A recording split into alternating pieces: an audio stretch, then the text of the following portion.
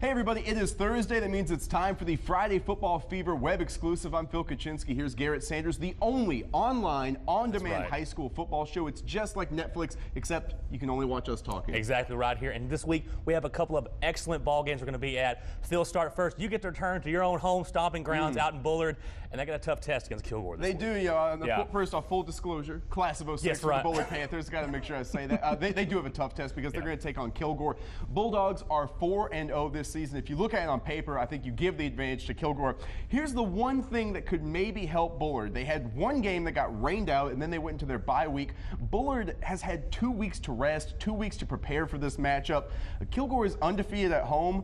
Bullard undefeated on the road. Now, both of those, it's still early in the season, so tough to put too much stock in that. But the Panthers, if they pull this one out, it's going to be a signature win for them. I don't know, it's going to be tough, though. Kilgore is definitely loaded. It's that if they're able to pull that out, they'll be a major upset. But I know Bullard, Coach Shannon's got those guys. They had a great season last year. It's going to be a tough test for Coach Wood and those Kilgore boys. Now, for myself, I get to go watch the Chapel Hill Bulldogs as they have a home game against the number one team in 3A in the state, the Gilmer Buckeyes, which is really no shock that they are now the number one team. Last year, they really overachieved, having a lot of sophomores and juniors to get through the district, win the district title, and make it to the state championship. Most of those guys, including quarterback Tanner Barr, are back this year. They've done nothing but stay on the gas pedal this year and have looked very strong. But as I said, the first part of the season, the Chapel Hill Bulldogs had a rough season last year, but a very young team. Those guys are back. I feel like, I don't know if they can beat Gilmer, but it will be a very, very tough ball game for the Gilmer Buckeyes. A tough test for them, and it could be a very signature upset if the Chapel Hill Bulldogs could do it. And don't be surprised if they do it. Chapel Hill's very dangerous this season. And they got a great coach, Thomas.